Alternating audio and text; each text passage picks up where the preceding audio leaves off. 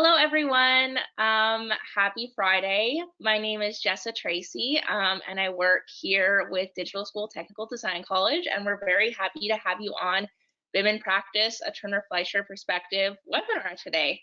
As people are signing on here, I know it's only 12:01. Let me just kind of go through a few kind of housekeeping things for the webinar, and then we'll get into it. So I have two very great people here with me. I have Brent Mauti and I have Scott Parker, and they're going to kind of chat with you guys today, especially Brent. But just so you know, you are all automatically in mute, so this isn't kind of a chatting kind of thing. This is just a presentation, but we do welcome your questions, and we will be doing a live Q&A towards the end of this, and Brent will answer any questions you have. Also, Scott can field any questions you guys have if you have questions about digital school as well. So there is a questions area you're going to notice on the bar there for GoToWebinar. There is also a chat area, so we will keep our eye on that and stay tuned. So if you have any questions, any thoughts, any comments, feel free to add that there, and I will pop back on to help field those questions. And I will let you know about some follow-up email we're going to send to you with a lot of information for you guys as well. But to start today, Scott Parker is the director of Digital School Technical Design College, and he's just going to give us a really brief overview of digital school, and then Brent's going to get into the presentation, the main presentation today. So just stay tuned for that. Scott, you can introduce yourself a little more and tell us a bit about digital school, maybe. Absolutely. Thank you, Jessa. You give me a presentation control right now to share my screen. Yeah, sorry guys, just a moment here. That's all right. Well, welcome everybody to the webinar. We're really excited to have this chance to chat with you guys today. Let me get my screen going on here. You should be good to go there, Scott. All right, so let me know, give me a quick thumbs up if you're seeing the presentation here. Fantastic.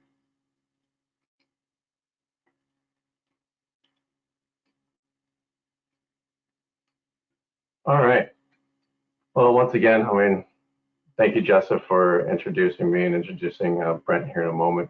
But before we get started, I'd really like to give you a quick summary about Digital School Technical Design College. I am Scott Parker. I am the director here.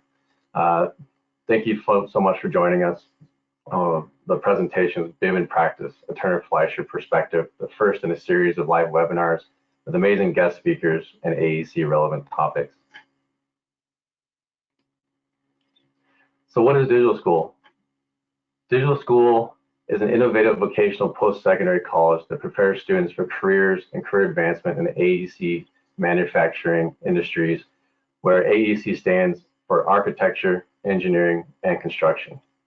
So that means that we teach our students how to use technology to design cities, buildings, machinery, transit systems, factories, and more.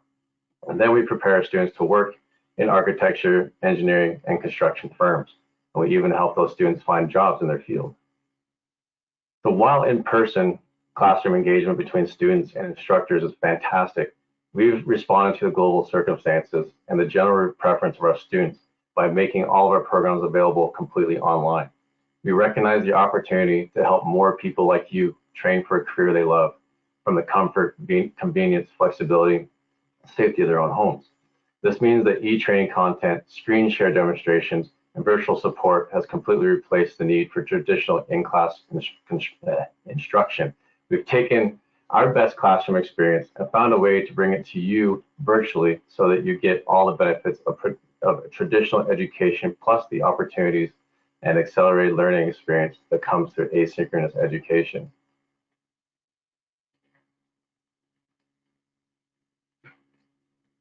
In order to achieve the most effective online education possible, we have partnered with Globally Training, an award-winning provider of e-training solutions for the architecture, engineering, construction, and manufacturing industries. Our students work through a selection of Globally Training courses blended with Digital School virtual classroom instruction. At Digital School, we offer 4 programs that can help you build and advance your career in a variety of work environments. So BIM technicians work directly with designers, project managers, and engineers to translate the concept into technical drawings that construction workers can build into a reality. Your career in design will support the entire building life cycle, including concept design, construction, and operation maintenance phases. BIM technicians are needed in a range of work environments, including engineering firms, architectural offices, BIM and CAD specific work groups, and construction companies, including roles such as VDC or virtual design construction. This program is a great option to get into the industry, or if you're already working in the AEC industry and looking to upgrade your credentials. So architectural design technology graduates play a vital role in the industry, working alongside architectural professionals to plan and execute sophisticated industrial, residential, commercial designs. With our architectural design technology diploma, you can create the cities of tomorrow, the houses we live in, the offices we work in, and the bridges we cross. If you're a creative person who enjoys visual design and you have a desire to build practical solutions that serve communities, a career in architecture could be for you.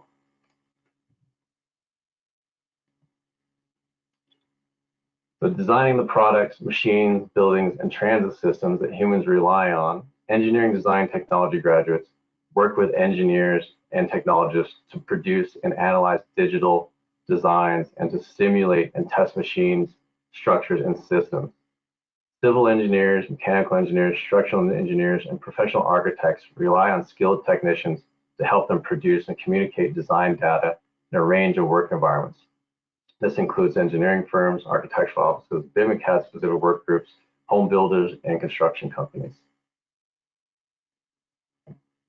So engineering design technology diploma students have the option of adding the process piping specialty to their studies to gain very specific preparation for careers in industrial industries.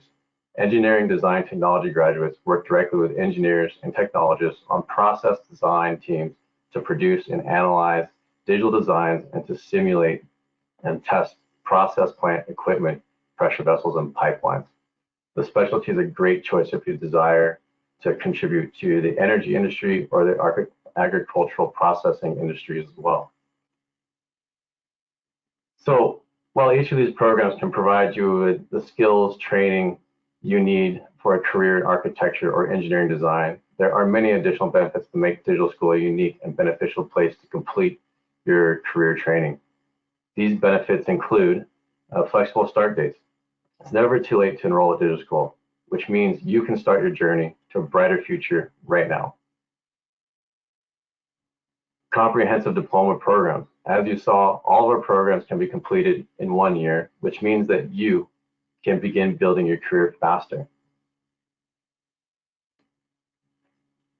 Expert student support. You have access to industrial or industry experts who will coach and support you through your journey at digital school.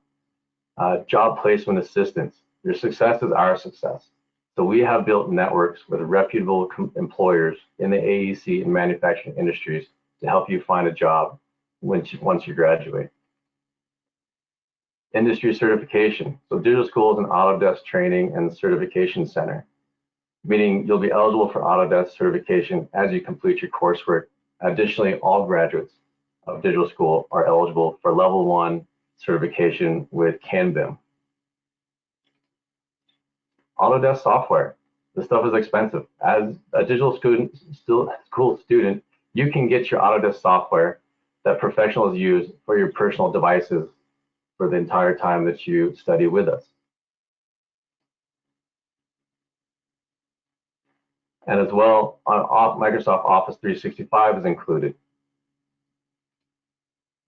Autodesk certified instructors. You can learn with confidence knowing that all digital school instructors are certified and recognized professionals by Autodesk. As well as the Globally Training subscription. For 1 year from when you start with us, you get access to Globally Training's Get Everything library included with your tuition, books, and fees.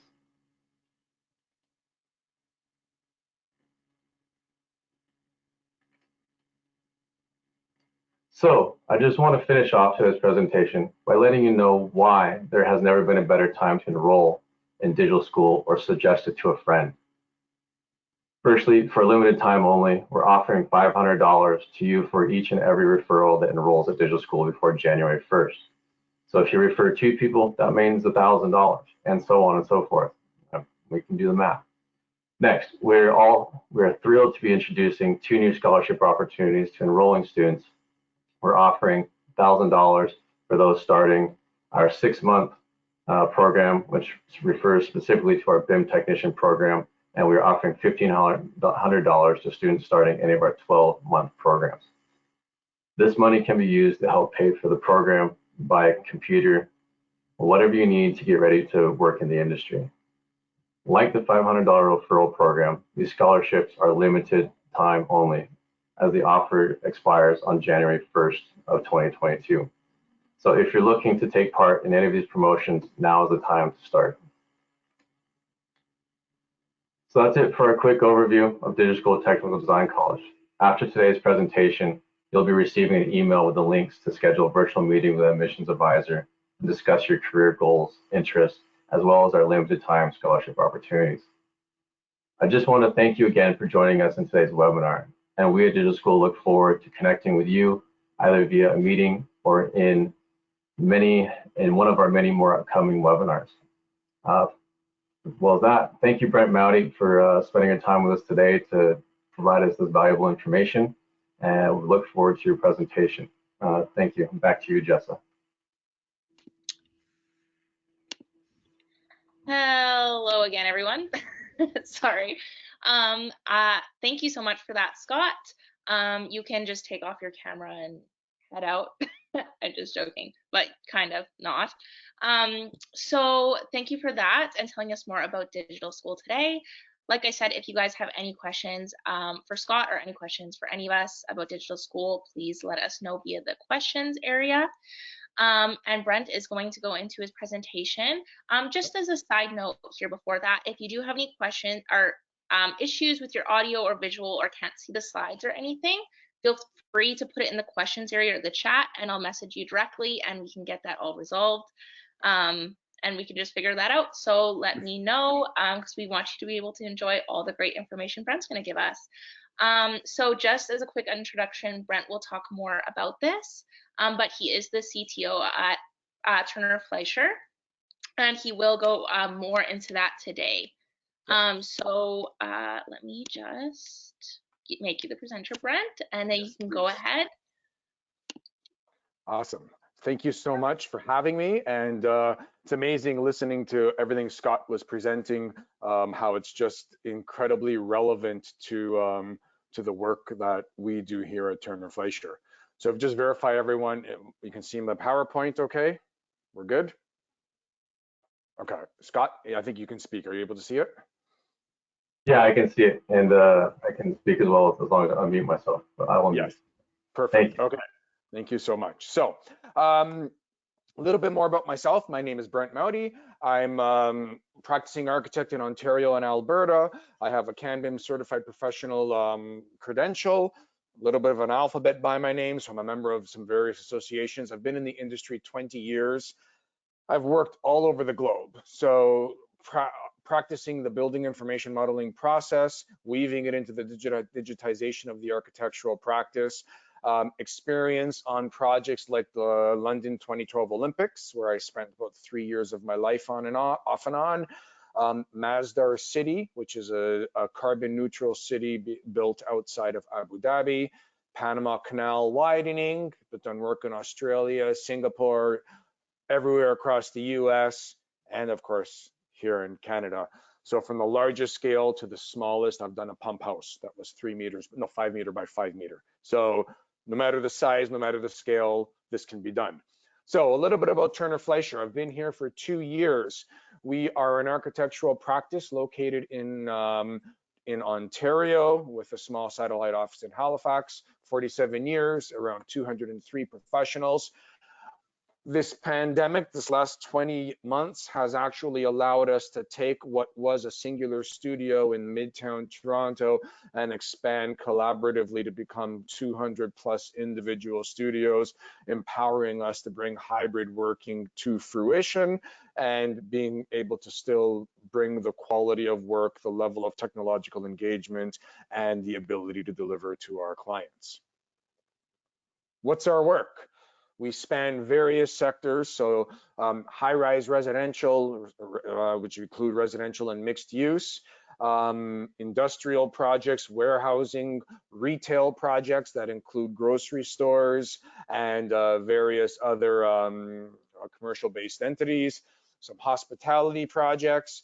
We have a planning group that looks at the front end of design, bringing conceptual designs to fruition. We'll talk a bit about that. Institutional projects. And then we have, I want to just focus a bit here on wayfinding and interior design. So two specific departments that can have projects in isolation or projects that are part of the other projects. So for example, in a residential project, maybe it's the interior design of a common space. Maybe it's the wayfinding and signage on how to get around the various buildings. So we cover all of these, pretty exciting, pretty dynamic, great group of people. We have a lot of social engagement and desires to learn. We have a lab that's set up, technologically infused video wall, etc., where we engage in external learning and client engagement, client immersion into our models. And on those technologies, part of my role as Chief Technology Officer is to validate and it's not only the software, it's not only how we BIM or how we model, how we digitize the practice, but the physical manifestation of technology within our space. So you see our laser scanner. I'll show you an example of how we have really got a good handle on existing conditions capture and how to bring that to fruition.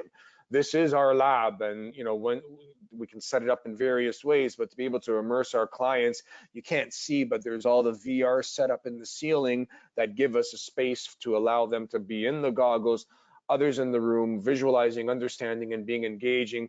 Touch screens everywhere, engagement. We have a brand new studio that was set up and empowers our ability to interact as a whole. So why invest in technology? Why would we do all of this? What value does it bring us as a firm?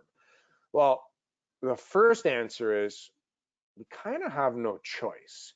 So the way the world is going today, innovation is exponentially accelerating. Things are changing. If you look at that image there, I love the typewriter snuck in at the same time as the VR goggles, which in itself is not that exciting anymore, because where we're going with immersion within data, not just designs, but the data associated to our designs and our way of living. Disruption is inevitable. Things are changing. When you come out of the schooling systems, whichever level, there's a high degree of expectation. I described my son, 11 years old, didn't know what a keyboard was because he grew up, his first immersion in technology was the iPad. iPads didn't exist longer than 2010, I think was the year. That's when he was born. So when I put him in front of a computer, he picked up the mouse and the keyboard and said, "What's this?" And I thought that was rather humorous. Digital transformation is unavoidable. I can't function as architect today the way others did 10 years ago, let alone 30, 40, 50 years ago. So the industry is transforming, the professions are transforming, and we are just completely redefining how we work. So I love this timeline. Look at how it nicely grew over time from when we started, applications, and then the plethora of insanity, if you will, technological explosion in the last decade. So you look at 1979, the big transition to AutoCAD from paper. They explored a bit of Rhino. That's when it came out. Not really exciting in 1980. ArchiCAD, quote, the first BIM before the word BIM was ever coined. 1998, architectural desktop. I don't know if anybody on this call even knows what that is, but that was my first BIMing application. Then suddenly this thing called Revit was purchased in 2002. This is when I graduated university. I started BIMing actually after doing this in university. I started with the Bentley applications. And then suddenly in about 2008, 2009, I said, maybe I better learn Revit. Seems to be getting hold here. Turner Fleischer adopted Revit in and around that 05, 06 range. Suddenly, everything started happening. Back-end Revit started opening up, being able to shift towards scripting and coding. Dynamo became more regular. Grasshopper became, you don't do conceptual design without these things. Enscape for quick real-time visualization of active designs. Unity came out, Unreal, all that integration into the 3D world for creating interactive, immersive experiences. It's not just a visual anymore, it's an experience. What are we doing this decade? Artificial intelligence, machine learning, connection to the Internet of Things, accessing the 5G networks, creating a digital twin. The digital twin will become the norm sooner than later. Blockchain technology to register decisions and exchanges in the digital realm. That will happen. That will greatly impact design, construction to operations. It's bound to. How quickly? Let's see what this decade holds. But this will continue. Hopefully you've seen this diagram. This is the McLeamy curve, our branded take of it. What's the point? BIM, building information modeling, the digitization of the practice, pushes the decision-making, the production, the effort earlier on. Basically, it's enhancing design. It's forcing what we should have already been doing back in that traditional world. Save it for later, last minute changes. No. Let's decide what's happening and why, build those models, enrich that data, and validate that design intent right from the very beginning. This graph is just showing in Ontario the number of architectural practices. So why invest in technology? Well, there's so many practices out there. What sets you apart from somebody else? What are we looking for? And you've got 1,900 plus firms. How many of us are investing in technology, finding ways? So as a student, why do you want to be a part of that? Because that's what we're looking for. We're looking for people that can help us propel our technological aspirations, can help complement what we're doing. So how do you digitize a practice? If we understand we need to invest in technology, well, what do? The big thing in my career is this delineation between, and we call it DPD, Digital Practice Department. Other firms, design technology, the BIM department, whatever you call it, it's distinctly different from IT. And I've been referred to as the IT guy, wholly not representative of what I do. We're dependent on IT.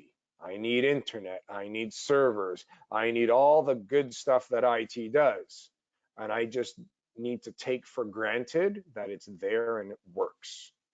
We focus on a core set of functions that are unique to the design and construction industry, built by specialists that can accommodate.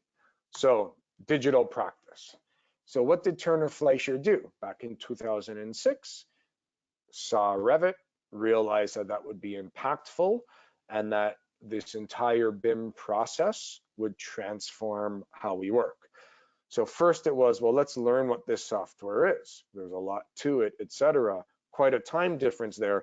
2014, we said, okay, enough. It's not a sideshow. It's not like we've got AutoCAD and now we're just computerizing the drafting process, which is what AutoCAD was. This is a whole different way of thinking, a whole different way of working. Component-based data streams. How do you feed the data, understand when and how and why, and the impact and the parametric relationships between all the components. So we had a couple of people that were trying to lead this transformation within Turner Fleischer, trying to work with department representatives that formed a committee, so someone from residential, commercial, industrial, interiors, etc. And they in turn should have been connecting with all the people. Well, it wasn't working. And we saw that once it started being enacted. So we said, okay, hold on, let's step back and let's figure out, what do we have to do? And this happened, and you very deliberately can't read all this stuff. We said, let's mind map what's possible, what have we done well, what haven't we? The oranges were areas of improvement. There were a lot of areas of improvement, but these main areas, these main diamonds, they were our focus. And we said, okay, we've got to use those as a core and revision how we digitize, enter the digital practice. So when I came to Turner Fleischer 2 years ago, this vision map was in place and I got to inherit it, which is kind of awesome. So what was the issue here? The digital practice, or sorry, not the issue, what was the opportunity? Digital practice developed and conceived of at the core, and wholly critical.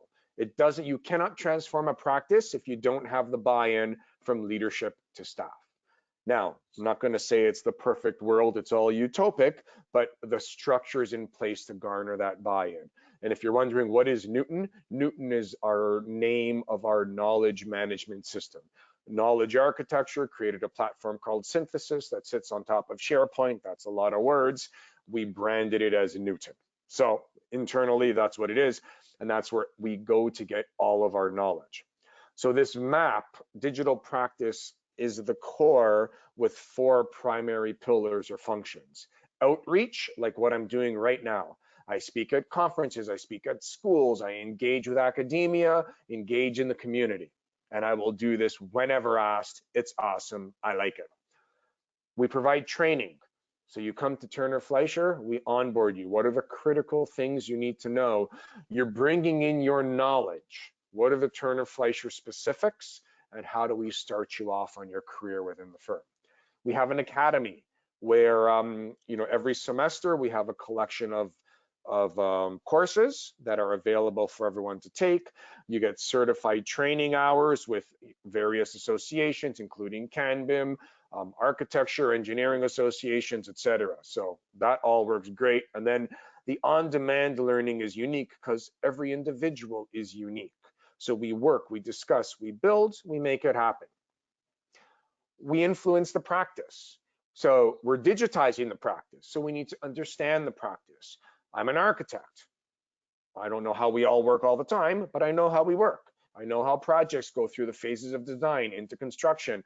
How do we try to win and deliver work? What are our workflows, support mechanisms? What are we analyzing and why? How do we do R&D? What technologies benefit us as a profession, architects, engineers, wayfinding specialists?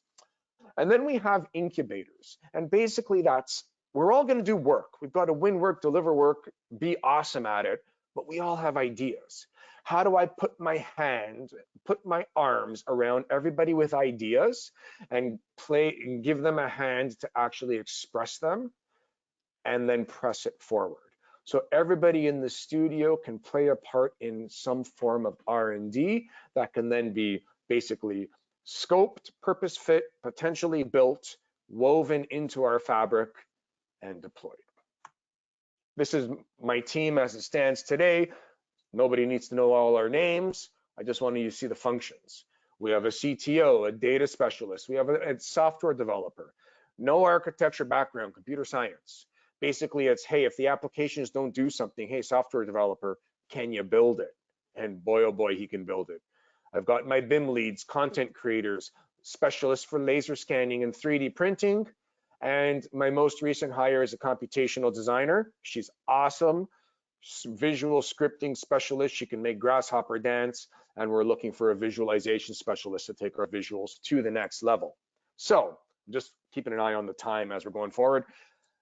How do we harness technology, right? So we talked about who we are, why invest, how do we digitize? Now, what do we get? What's the point? Now that we've done all this, I've got this department in place, what comes of it? So I'm going to go through a series of these. Here's the laser scan that we've done. This is a site in Kitchener. The client wanted to see the relation of the GO tracks to the project, to the site itself, all the existing buildings, I'll pause here for a second. This building here is a historical building. It used to be a funeral home. So we had to do a full scan of it and they wanted it to be modeled. So we do the scanning portions, the point cloud processing, and we have the model. This here, what you're seeing is a collection of Faro scans. So we have the Faro scanner for, it's point-based 360 color and photo scanning. We have a Zebrivo scanner for the motion scanner that you walk around, usually good for interiors. We have the ability to process all the points together to create this whole, using Scene to Go to be able to visualize and interact with it, take measurements, etc. With the Zebrivo, we use GeoSlam to process it all while we're moving on site. All of this can come together through Recap to be fixed up into Revit, where we process it, where we link it to our active designs, or we link it to a new model, a new project where we can build the existing model. We've got this process down, existing conditions capture. I wouldn't recommend it any other way. When I was young, go to site with a tape measure. I didn't even have a laser tape measure. It was an actual tape measure, and it was crazy compared to what we can do now in a day versus what would have taken me, I can't even tell you how long, to just get the information needed here. And I didn't have a laptop either. So anyway, I won't go there. Pour scans. So that was existing conditions. This is quality check as design is happening. So pre-pour, scan. Pour a floor, scan. And you can see how it shows itself. And the purpose, and this is just going to keep recycling here, the purpose is, how do you capture what's happening on site for potential future use? Everybody that's building these floors today, when I want to go punch a floor, make a change, do something, punch a hole, 2, 5, 10 years down the road, how do I know what was done? I can look at drawings, but sometimes we don't model conduits. Sometimes we don't model content that's field routed within the floor. Now suddenly I want to cut a hole. What's going to happen? So we have a good collection of clients that call us in. This is quite dynamic because we don't know when. We get a phone call, hey, we're going to pour this slab later in the day. Can you be here in an hour? Yeah, I guess so. Once we have this, we can do something like this, where this is what I want, and this is what I can do to validate. So we can superimpose the pour scans into our Revit models and then validate where we're going to take action, identify areas of potential risk. And an example of that is where you see the whiter circles, that's where the scanner was sitting. So it doesn't scan what's underneath, it scans, so I said 360, maybe it's like 350 degrees, gets everything but exactly down. So what do? Well, you move the scanner, you catch it from another scan. So that's one example. Or where we're punching the holes, there's a conduit. What's in the conduit? Can that be routed? Can we pull the wire out? So you start all this dialogue right from this, and it validates the intent. So then you go to site, get your saw, cut it open, risk-free, you rock. So a couple different ways to harness laser scanning. Computational design. So a couple examples here. Build a context model. So here's a showing. Pick a point, any point, give it a second, and boom, here's all your data. This is live. There we go. That's real time. And this is City Hall, Toronto, Queen and Bay Area, if you know the location, but that's right away. And what's it doing? We're using GIS, Geographic Information System data layers, brought into the Rhino environment, called upon through the Grasshopper scripting. Once it calls it, it understands what it pulled, finds the building heights, generates the model faces, generates the modeled components based on all the data it's collected, true solid geometry that can then be exported into SketchUp, Revit, or wherever we need to take it with the click of a button. And again, when I needed to do this in my younger days, never was it like this. Feasibility studies. So we built, here's a high-rise study. So using the human UI interface, I enter some components. Is it a simple tower? Is it a massing with a podium and floors above? I can start to control how's it going to look. What are my setbacks? What are my podium setbacks versus the tower setbacks? Do I want to include, we just turned on there, mechanical floors, or you can have amenity floors. What's it going to look like on the roof? And you can just start to play with this. Sit with the client, have them interact. This human UI interface is just manipulating the visual scripting behind the scenes, but you don't have to know that. You don't have to be a scripting expert. You just have to know what you want. So we can start to analyze the impact and understand what this is going to do. And once we're happy with this, we can pull this out. Again, it's in Rhino, this example. Pull it out, get to Revit, get to SketchUp, get wherever we have to go. Quick analyzing of shadows just to understand the potential impact we'll have. Again, the same context from the previous example. Pretty awesome stuff. I get excited. Plan layout. We can use, again, visual human UI. You identify your bay sizes. You have a simple geometry. You can tell it how many, what happens at the end conditions, 1 unit, 2 units, or 3 units. You can start to input how many different, whether there's balconies, whether you want to have certain percentages of single versus 2-bedroom versus 3-bedroom. You can play with all those numbers. You can get a current view of the mix. And then in 1 second here, it's going to start to run the Rhino optimizer. And it'll run the optimization to see, based on your criteria, what's the best approach to take? What's the best balance of the layout, of the makeup of the different room types, and yield you a result. And lastly, just simple massing. Like if you talk from 0 to 100% design, this is like at 2%. What do you want? How do you want it to look? Couple curves, couple heights. Do you want it to grade up? Do you want it to be a step up?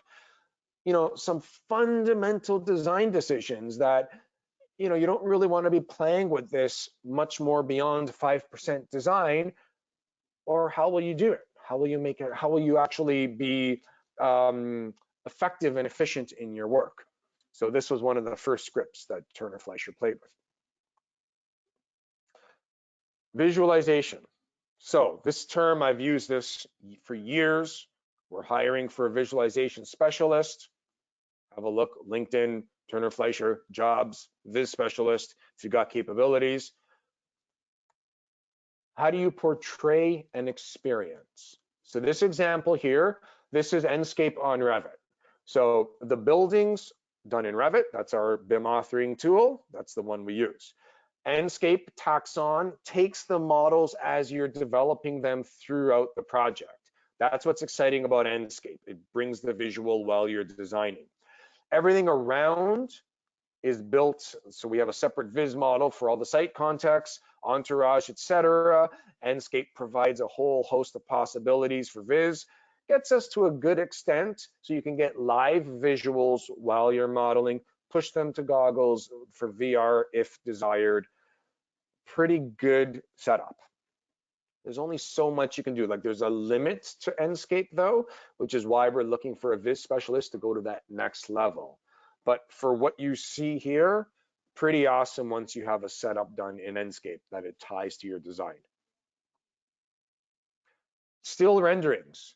So you generate something from Revit, in our case from Revit, maybe from Revit plus Enscape, then you bring it into an engine where you can enhance it.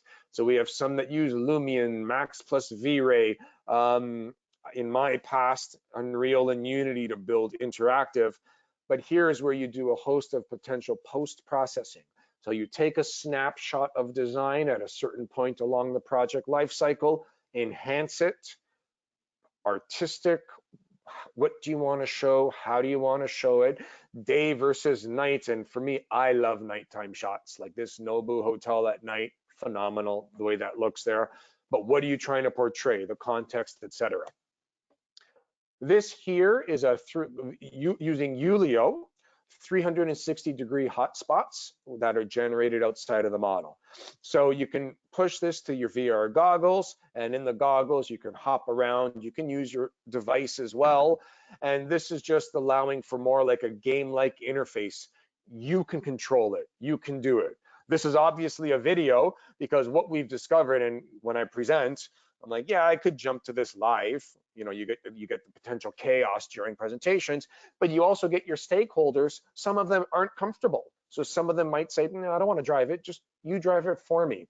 This is actually our office. So it's changed a little bit from the design to the completion, just completed a month or so ago. But this is the opportunity you have in a setup like this to actually have full user-based interaction, exploration, etc. The experience. 3D printing. This is our PJ condos. And I love that GIF on the left there showing the print versus what was actually built. So we actually had a photographer stand there on site with the model, with the finished building, and we do this comparison. So, you know, that on the left, some of those on the right. We have, we use our 3D printer mostly for, you know, during design visuals. So at various points throughout the life cycle, whip up a quick massing, low level of detail, get an understanding. We could have higher level of detail when it's more showing a finished product or something designed for a deliverable to a client. Automation. So I told you I got my software developer. So here's an example, one of the shadow generator. He's worked on this for, well, he's been involved with this for years now. And you think, what's so special about this? So what's on the left is what you can do in Revit. Give me shadows. You can do that in Rhino. You can do that in anything 3D. On the right is not only give me shadows, but, you know, delineate proposed shadows versus overlapping shadows versus the shadows that are actually approved by the zoning. So quickly now we can sit down with authorities that have jurisdiction with our clients and understand, you know what, if we do this, this is the potential impact. This is where we might need some type of an approval, some type of dialogue, and we can set this up for 4 times a day, anytime throughout the year. When are the shadows of important, high sun or low sun, so summer or winter, etc., and portray this. This has saved so much time, what you see on the right, facilitating the shadow delivery requirements for many of our jurisdictions. And that was just one of many. So this is actually our Turner Fleischer Revit Toolbar. Every item you see on here has some form of automation that was built, developed, and deployed within our ecosystem for use by everyone in our studio. Material quantities, not done all the time, but this is something when people ask, well, why? What do I get? Well, conventionally, give me the area of the wall. But really, if I want the area of the glass, take away the pieces that aren't required for the glass and give me the true glass area. So you can see the difference there, conventional versus BIM, 13,000 difference. And it's quite unique there, and I'll just let it run again. When you look, I just need glazing area. How easy is it to remove all the material components that actually don't apply? The data's there. Glass versus louver versus concrete. Just do it. And I don't want to say hit button, but when the models are done accurately and correctly, it almost gets to a click button, yield the benefit. Design coordination. Visualization is one fundamental. Design coordination is the uber fundamental of using the building information modeling process. It brings us all together and allows us to understand. So this is that same project at PJ Condos, building an understanding of what's actually happening right there. How does it work? We're folding the building, twisting the structure. How do we achieve this? And in my experience, it's not buildable. But you know what? With the right data, it sure is buildable. And bringing an understanding to how these columns are going to behave relative to the facade as you go down in section. What is the angle? How does that work? At each level, is it consistent? Does it change? Does it change? Does it affect? What happens? Well, guess what? It's all modeled. It can all be analyzed. It could all be represented, and it's all coordinated. Structural engineers have confidence. Architects have confidence. Building officials have confidence, because what's portrayed and shown can actually function.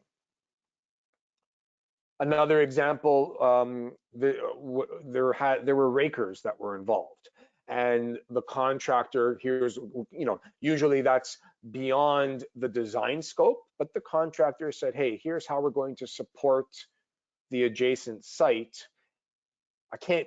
They couldn't bring anything to the other side, so they said, can you model these and make sure we have no critical interferences? So the blue square is what was initially thought.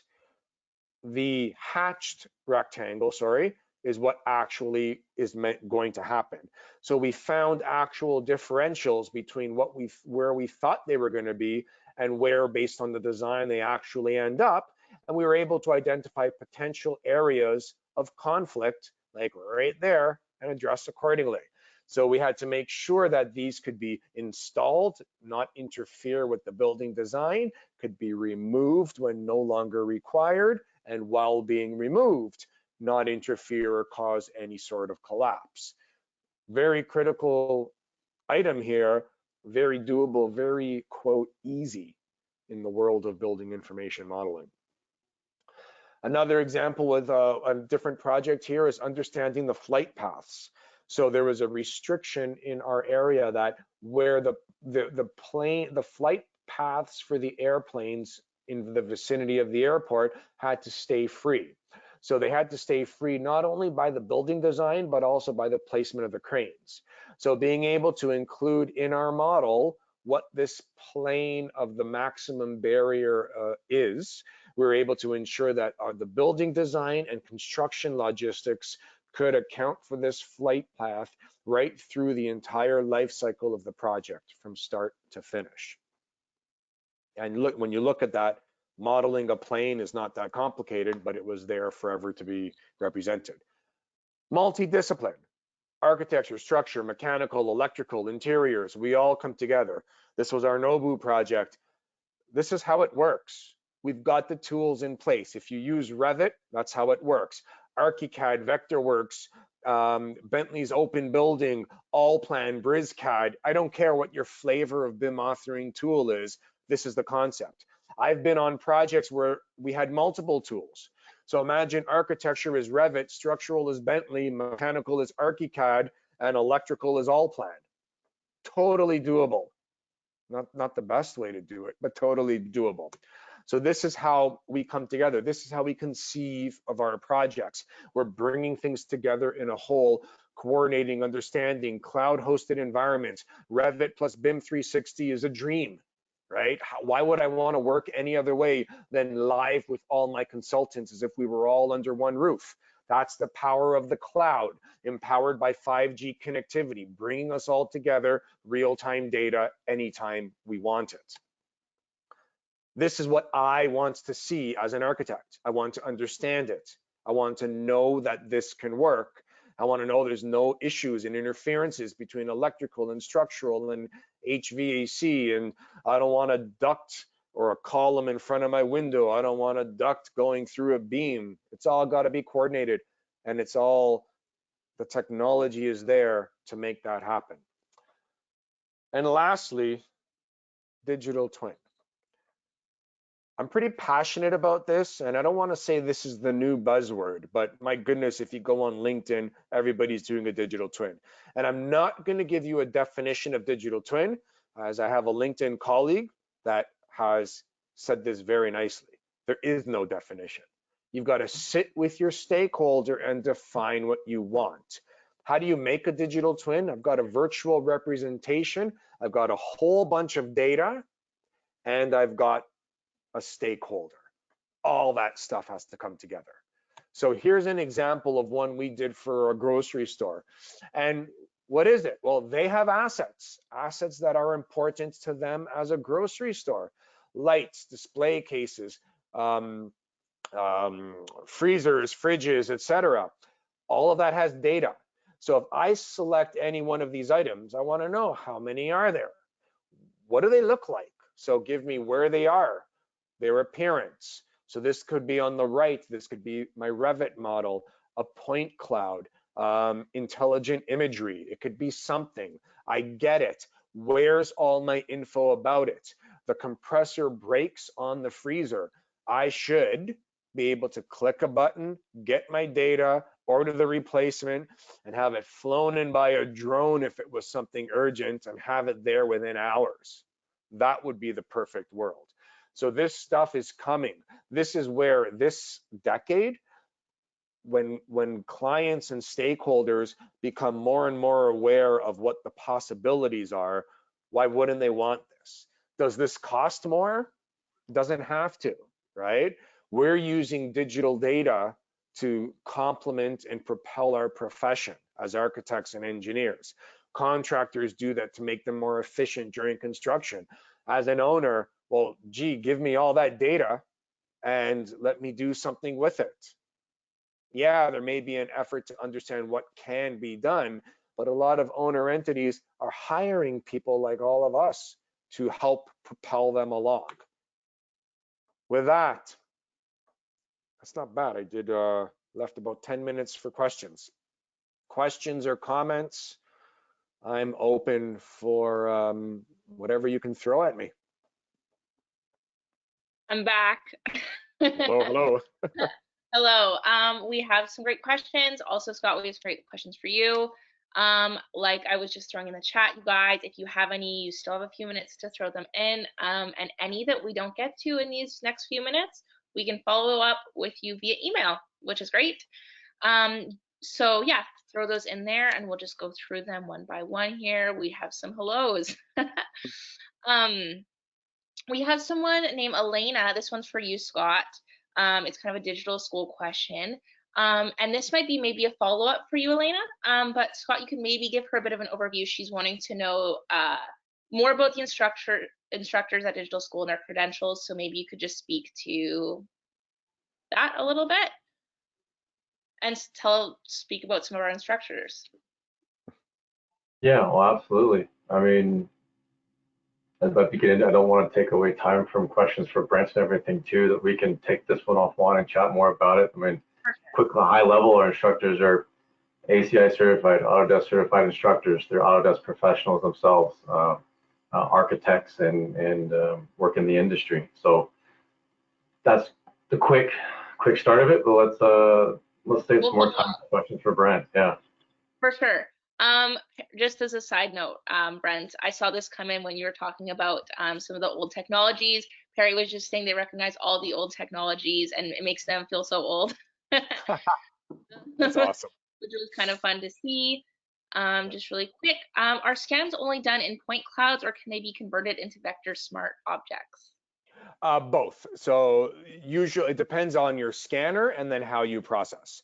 So ours, the scanners generate the point cloud first, and then the processing tools can actually, there are some that provide a mechanism for an intelligent-based conversion. I used to work with an application called CADWorks from Intergraph, and you could actually touch a scan. So just click on what looked like a pipe, and it would actually identify it and say, hey, this is a pipe, select your flow stream, select your spec, etc. And then it would convert and build the pipe based on what it sees from the scan. So those do exist. But I think the more common is you have the point cloud and then there's a modeling effort in addition to that. Perfect. Awesome. We got a lot just now, so we might want to. So next, I'm a seasoned lean construction practitioner and most recently reinventing myself as a BIM technician through digital school. Is there any thinking going on at Turner Fleischer or in the larger construction industry of the synergy between lean and BIM? I want to say yes. Turner Fleischer, we discuss it. Like, so we talk about lean construction. Passive house is another big one that we discuss a lot, and obviously the impact of sustainability. I didn't mention I'm also on the board of directors of CanBIM, and through CanBIM, there too, we do have a lot of interest in providing lean and its impacts or the duality that can come with BIM. Awesome. Next from Colin here, do you feel that there will be a massive increase in digital twin demand with the recent Facebook Meta announcement? Yes, yes, yes. And it's interesting that I am very excited about that. There's some people that are kind of fearful of it, but if we're actually building a platform out there that is fundamentally around the virtual space, critical to that will be concepts of digital twin. Whether Mark Zuckerberg calls it digital, that doesn't matter. The point is he's going to have virtual assets plus information that identify what they are, plus markers that start to build the interactive experience.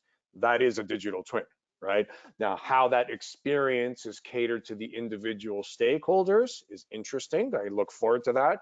But digital twins for our clients is that. Tell me your story, tell me your expectations, and that's what has to be built for that client.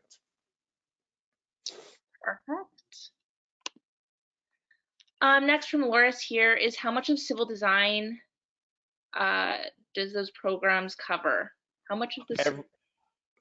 Absolutely everything. So this is today I talked to just Turner Fleischer, but when I didn't mention either, I'm a professor at George Brown College and Algonquin College, and part of my biggest things is BIM is not Revit, Revit's not BIM, BIM is not for architects, BIM is not for buildings. And if people can just completely understand that, then you'll never have to ask that question again. So 100% civil linear-based design is completely covered with BIM. Civil 3D, Bentley Inroads, Geopack, Open Roads, MX, Esri GIS, everything's there. I've got a plethora of examples of linear-based projects, 100% BIM, assets modeled throughout the life cycle, 100%. Sorry, I'll relax, but yes, and I just taught that today, so it's so I just want that to be resonated. It's yeah, absolutely. It all starts from the ground up. I mean, yes, that's exactly. where we always start. Perfect. That's awesome. So from Tom here, how can digitization be transferred? How can digitalization be transferred to review legacy, in brackets, older buildings? What would be the first step to creating a digital twin? For the older buildings, and I think government of Canada is actually doing that, how to digitize all of their assets that are centuries old. So, you know, obviously existing conditions capture to identify what's there. I don't need to particularly go. So if it's a laser scan, the laser scan could be the virtual representation that feeds the digital twin. I don't actually need the BIM. So notice when I said I've got virtual representation, data, and a stakeholder. So the BIM is a great virtual representation, as is the laser scan. And I can have that, you saw that example that I showed, that could directly go into a digital twin system. And then projects, maybe I'm doing additions or modifications, those are little mini BIMs that would happen around that site, with the laser scan providing the overall gluing context, which the digital twin system allows me to access. Perfect. That's everything, and that's probably all the time we have for questions today. Besides that, you guys, it's just a lot of questions for digital school and a lot of people wanting to connect with Brent and get recordings of this, which is exactly what we love to hear. The good news is for everyone, we will be sending out, like I said, a email with the recording of this. You can pass it along to everybody and their mom and their dog and whoever you like. It will also have, like I said, a link to Brent's LinkedIn, so that you can connect with him there and talk more about this. Clearly, he's very passionate about it, which we love. And Scott and I and everyone at Digital School will follow up about all these great Digital School questions as well. A huge thank you to everybody that's been on the webinar today. Like I said, that email will include everything, including links to hiring Digital School people, everything with Brent, everything from today that you could possibly imagine. And Brent, thank you so much for doing this today. As Scott said, this will be a series, but I think you've kicked it off exactly the perfect way. Awesome. And I know Thanks for having me. Yeah, absolutely. Thank you very much, Brent. Very good presentation. Lots of great information for everybody to take home and consume. I'm sure this could be a week-long thing or even longer, which would be fantastic and fun to watch. 14-week-long course, so that's how long it could have been. Awesome. Right, take care, everybody. All the comments are just loving you. So thank you for joining us, and also Scott, thank you for joining in today too. And we will follow up with everybody with all of those links to everything Digital School and everything for Brent as well. Thank you so much for joining us. and have a great rest of your day, everyone. Absolutely. Thank you very much, everybody. Cheers.